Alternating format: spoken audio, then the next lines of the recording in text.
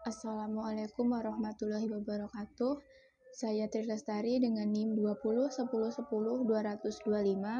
Di sini saya akan mencoba menjawab soal ujian akhir semester pada mata kuliah Sejarah Pergerakan Nasional Indonesia.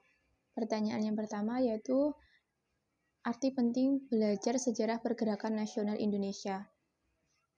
Menurut saya, dengan mempelajari sejarah pergerakan nasional Indonesia, kita dapat mengetahui latar belakang lahirnya organisasi-organisasi pergerakan yang memperjuangkan kemerdekaan bagi Indonesia.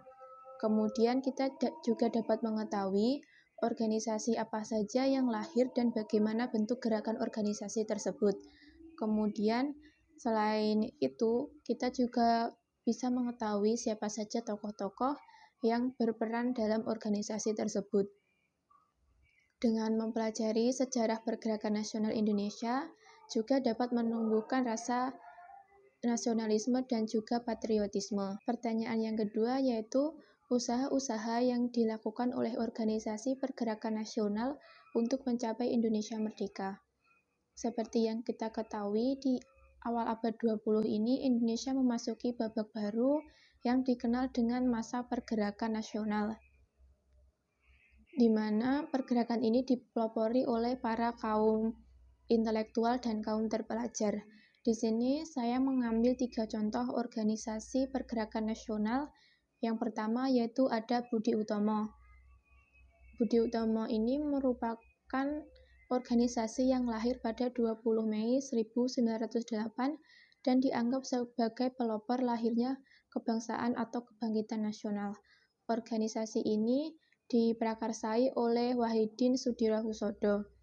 Budi Utomo ini selain bergerak dalam bidang pendidikan, juga bergerak dalam bidang politik.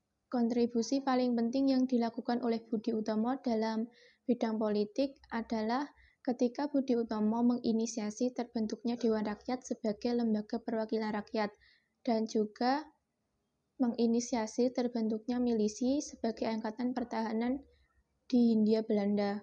Kemudian organisasi yang kedua yaitu Sarekat Islam yang didirikan oleh Haji Samanhudi di Solo pada tahun 1911. Kemudian ketika SDI ini pindah ke Surabaya dan dipimpin oleh Hocokro Aminoto, nama Sarekat Dagang Islam berubah menjadi Sarekat Islam. Tujuannya yaitu untuk memperluas bidang kegiatan organisasi yang awalnya hanya bergerak pada bidang perdagangan. Dalam bidang sosial ekonomi, SDI ini bertujuan memberikan bantuan modal usaha bagi anggotanya dan memajukan perdagangan masyarakat pribumi. Sedangkan dalam bidang agama, SI bertujuan untuk memajukan kehidupan dan mengembangkan ajaran Islam. Kemudian organisasi pergerakan yang ketiga yaitu ada Industri Party, yang mana organisasi ini merupakan organisasi sosial politik yang berdiri pada tahun 1912 dengan ideologi kebangsaan atau nasionalisme. Organisasi Industri Party ini merupakan organisasi yang dengan berani menegaskan dirinya sebagai organisasi politik yang menginginkan kemerdekaan bagi Indonesia. Terdapat 3 tokoh utama dalam organisasi ini, yaitu Danudirja Setiabudi, kemudian ada Cipto Mangunkusumo, dan juga Suwardi Suryaningrat yang terkenal dengan Ki Hajar Dewantara. Kemudian yang ketiga yaitu pendapat mengenai adanya sebagian orang atau kelompok yang ingin merubah dasar dan ideologi Pancasila dengan Islam.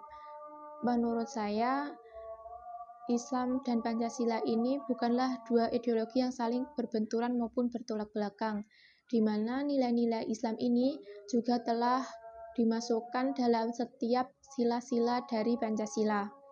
Dan jika setiap sila Pancasila ini benar-benar diamalkan atau dijalankan, serta tidak hanya dihafalkan saja sebagai ideologi negara, tentu saja hal tersebut akan berdampak baik bagi kehidupan berbangsa dan bernegara.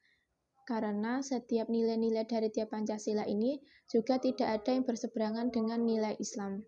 Sekian jawaban dari saya, mohon maaf bila ada salah. Wassalamualaikum warahmatullahi wabarakatuh.